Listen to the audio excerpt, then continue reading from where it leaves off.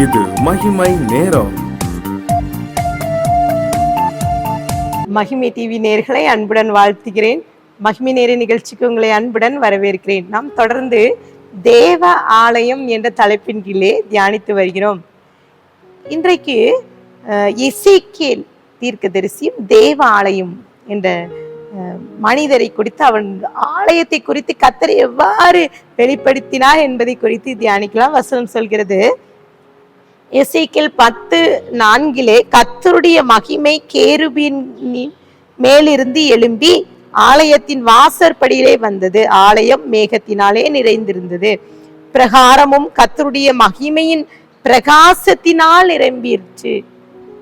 பாருங்க, ஆலயம், தேவ ஆலயத்துல கேருபீன்கள், சேராபீன்கள், ஆண்டவர் மேகத்தின் மேலே இறங்கி வருகிறதை எசேக்கியேல் தீர்க்கதரிசி பார்க்கிறார்.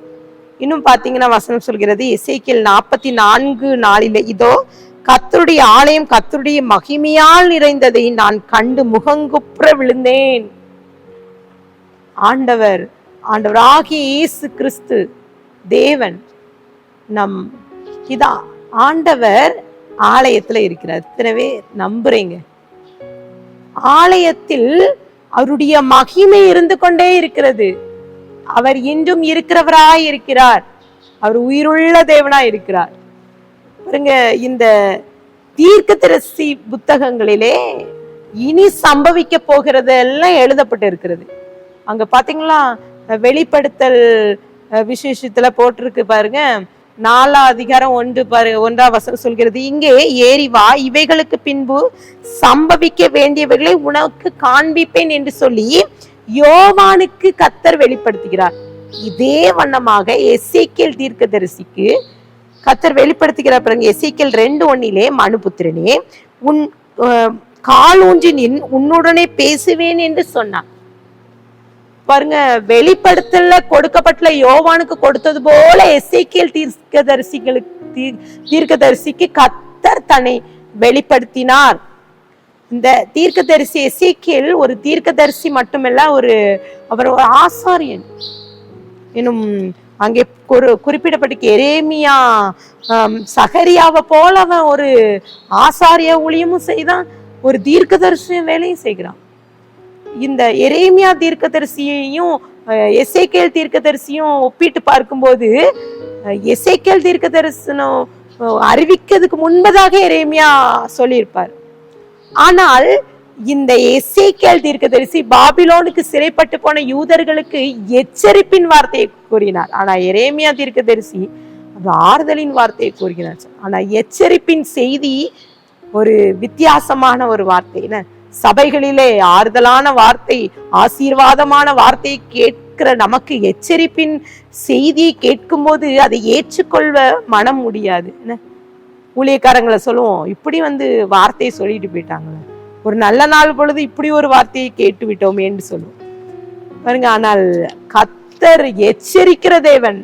எசேக்கியேல் தீர்க்கதரிசி வாயின் வார்த்தையின் மூலமாக கர்த்தர் எச்சரித்தார் என்று சொல்லி குறிப்பிடப்பட்டு இருக்கிறது. பாருங்க, எசேக்கியேல் என்றாலே, அவனுடைய பெயர் அர்த்தம் என்றாலே தேவனுடைய பலன்.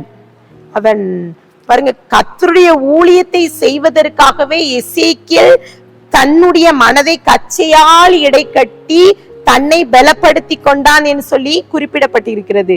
அவன் தன் இருதயத்தை பக்குவப்படுத்திட்டான். ஆண்டுடைய வார்த்தையை சொல்வதற்கு அவனை பலப்படுத்தி கொண்ட இருதயத்தை கச்சையினால கட்டி கொண்டான். யார் என்ன சொன்னாலும் பரவாயில்ல, கர்த்தருடைய வார்த்தையை சொன்னதை சொல்வேன் என்று சொல்லி. அதனால்தான் கர்த்தர் அவனை தெரிந்தெடுத்து அவனை அழைக்கிறார். பாருங்க, ஒரு நாள் நடந்த சம்பவம் என்னன்னா, எசேக்கியேல் தீர்க்க தரிசன புத்தகத்துல நீங்க வாசித்து பாத்தீங்கன்னா 41 அதிகாரம் 41, 42, 44 வரை பாத்தீங்கன்னா, அங்க ஒரு தரிசனத்திலே எசேக்கியேல் எடுத்துக்கொள்ளப்படுகிறான். அங்க அவன் தரிசனத்திலே அவன் இஸ்ரவேல் தேசத்துக்கு அழைத்து கொள்ள செல்லப்படுகிறான். அங்க பாபிலோன்ல சிறைப்பட்டு இருக்கிற காலத்துல 14 வருஷம் அங்க இருக்கிறாங்க. ஆனால் தரிசனத்துல அவன் எடுத்துக்கொள்ளப்பட்டு இஸ்ரவேல் தேசத்துல போய் நிற்கிறான். அங்க ஒரு தூதன் அவனை கொண்டு போறார். மலைக்கு மேல ஏறி நிற்கிறான். அங்க ஒரு பெரிய கட்டடத்தை பார்க்கிறார். அங்கே என்ன நடக்கிறது என்பதை அவன் பார்த்து கொண்டிருக்கிற போது அங்கே அங்கே அவன் போறான். அவன் ஒரு மனுஷன் அங்க இருந்தான். அவன் எப்படி இருந்தானா, அவன் துளக்கப்பட்ட வெண்கலத்தை போன்று இருந்தானா. அவன் அப்படி இருக்கிறான். அவன் அவன் பேசுகிறான். அவன் அப்படி பளபளப்பா இருக்கிறான். அவன் கையில் சணல் கயிறும் அளவுகோலும் இருந்தது. அவன் அவன் அருகே சென்று அவன் இருக்கிறான். அவன் நிற்கிறான். அப்போ அவன் சொல்றான், மனுபுத்திரனே, அந்த எசேக்கியேல் தீர்க்கதரிசனை பார்த்துப்பார், நீ எழும்பி நின்று உன்ட்ட நான் சில காரியங்களை சொல்லித்தாரேன், அதை இஸ்ரவேல் ஜனங்களுக்கு சொல்லுன்னு சொல்றான். நீ பாருங்க, அங்க அங்க வசனத்துல அங்க போடப்பட்டிருக்குது, நீ கண்ணார பார்த்து காதார கேட்டு நான் உனக்கு காண்பித்தது எல்லாவற்றின் மேலும் உன் மனதை வை, நான் உனக்கு இவைகளை காண்பிக்கும்படி நீ இங்கே கொண்டு வரப்பட்டாய், நீ காண்பதை எல்லாம் இஸ்ரவேல் வம்சத்தாக தெரியும் என்றான். பாருங்க, அங்க பார்க்கிறான், ஒரு ஆலயத்தை பார்க்கிறான். அது ஆலயம் கட்டப்பட்டிருக்குது. அது நீளம் அகலம் எப்படி அளக்குறாங்க. ஒவ்வொரு ஜானாக ஒவ்வொரு இடமாக அவன் பார்க்கிறான். அவன் பலி செலுத்துற இடம், அவன் ஆலயம் உச்சம், அப்படி எல்லா இடமும் சுற்றி பார்த்து அந்த ஆலயத்தின் மகிமையெல்லாம் பார்த்து கொண்டே இருக்கிறான். ஆனா கர்த்தர் ஒரு வார்த்தையை சொல்கிறார், இஸ்ரவேல் ஜனங்களுக்கு நீ சொல்லு என்று சொல்லி எச்சரிப்பின் வார்த்தை எசேக்கியேல் தீர்க்கதரிசிக்கு சொல்கிறார். பாருங்க, எசேக்கியேல் 44 அதிகாரம் 6, 7 வசனம் சொல்கிறது, இஸ்ரவேல் வம்சத்தாராகிய கலக வீட்டாரோடே சொல்ல வேண்டியது என்னவென்றால், கர்த்தராகிய ஆண்டவர் உரைக்கிறார், இஸ்ரவேல் வம்சத்தாரை நீங்கள் செய்த சகல அருவருப்புகளும் போதும், நீங்கள் எனக்கு செலுத்த வேண்டிய ஆகாரமாகிய நினத்தையும் இரத்தத்தையும் செலுத்தும் கையில் என் ஆலயத்தை பரிசுத்த குலைச்சலாக்கும்படி விருத்த சேதனமில்லாத இருதயம் உள்ள விருத்தன மாம்சமுள்ள அந்நிய புத்திரரை என் பரிசுத்த ஸ்தலத்துக்குள் இருக்கிறவர்களாக அழைத்து கொண்டு வந்தீர்கள் என்று சொல்லி ஆண்டவர் எச்சரிக்கிறார் என்று சொன்னார்.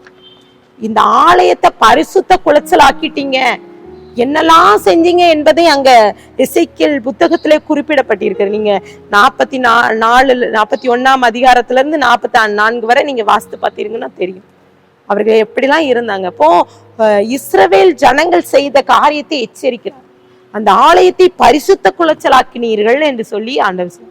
பாருங்க, நம்மளும் கூட வேதத்துல வாசிக்கிறோம்ல, எருசலேம்ல ஆலயத்துக்கு ஆண்டவர் சென்ற ஆலயத்துக்கு செல்கிறார்.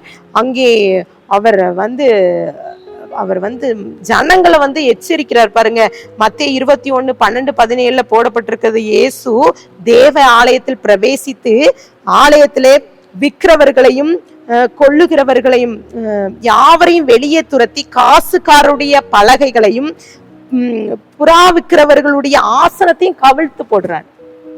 இன்னும் ஒரு வசனத்தை அவர் சொல்கிறார், மத்தேயு 21:13, என்னுடைய வீடு ஜெப வீடு எனப்படும் என்று எழுதி இருக்கிறது, நீங்களோ அதை கள்ளர் குகையிலாக்குகிறீர்கள் என்று. பாருங்க, இன்றைக்கும் கூட நம்ம எவ்வளவு வேணும் ஆலயத்துக்கு பரிசுத்தமா இருக்கிறோம். அந்த ஆலயத்துல எவ்வளவு பிரச்சனைகள், சில மனுஷங்க இருக்காங்க ஆலயத்துல எந்த நல்ல ஒரு செயல்கள் செய்ய விடுறதில்லை. ஆலய கட்டுமான பணியாக இருந்தாலும் சரி, ஆலயத்துல எந்த ஒரு நன்மையான காரியம் செய்தால் அவங்க முட்டுக்கட்டையாக நின்று கொண்டு பரிசுத்த குலைச்சலாக்கி கொண்டு ஒரு காரியத்தை எடுத்துக்கொண்டு அதை தவறாக பரப்பி கொண்டு ஊழியர்களை தவறாக பேசிக்கொண்டு தவறான காரியத்தை பேசி பாருங்க, அவர்கள் இருந்துதான் ஆலயத்தை ரொம்ப முக்கியமா நடத்துவது போல செயல்படுவது உண்டு.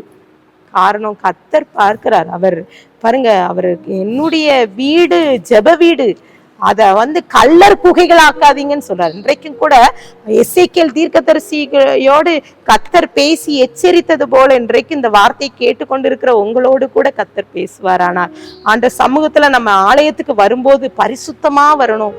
ஆண்டவருடைய ஆலயம் பரிசுத்தம் உள்ளது, அவர் அங்கே தங்கி வாசம் செய்கிறார் என்ற ஒரு நிச்சயம் நமக்கு வேணும். ஆண்டவருக்கு ஒப்பு கொடுத்து ஜெபிக்கலாமா? ஆண்டவரே, நான் ஆலயத்துக்கு வரும்போது உம்முடைய ஜெப வீட்டுல நான் பரிசுத்தமா இருக்கணும், என்னால மற்ற யாருக்கும் எந்த ஒரு பிரச்சனையும் வரக்கூடாது, ஆலயத்துல உம்முடைய மகிமை என்று தங்கி இருக்கணும்னு சொல்லிட்டு ஆண்டவர்ட்ட ஒப்பு கொடுத்து ஜெபிக்கலாமா? அன்பின் பிதாவே மெய் ஸ்தோத்திரிக்கிறேன், எங்களோடு பேசியிருக்கீங்க. எசேக்கியேல் தீர்க்கதரிசியோடு நீங்க பேசுனீங்க. மனுபுத்திரனி காலொண்டினில் நான் உன்னோடு பேசுவேன் என்று சொல்லி இஸ்ரவேல் ஜனங்களுக்கு எச்சரிக்கையின் வார்த்தையை பேசினது போல நாங்களும் இன்றைக்கு இந்த வார்த்தையை கேட்கிறோம்ப்பா. நாங்க ஆலயத்துக்கு வந்து உமக்கு சாட்சியாக வாழ, உம்முடைய நாமம் மகிமைப்பட நீங்க கிருபை தாங்க. துதி கன மகிமை எல்லாம் உமக்கு ஏறடிக்கிறோம். மீட்பர் மூலம் கேட்கிற பிதாவே, ஆமேன்.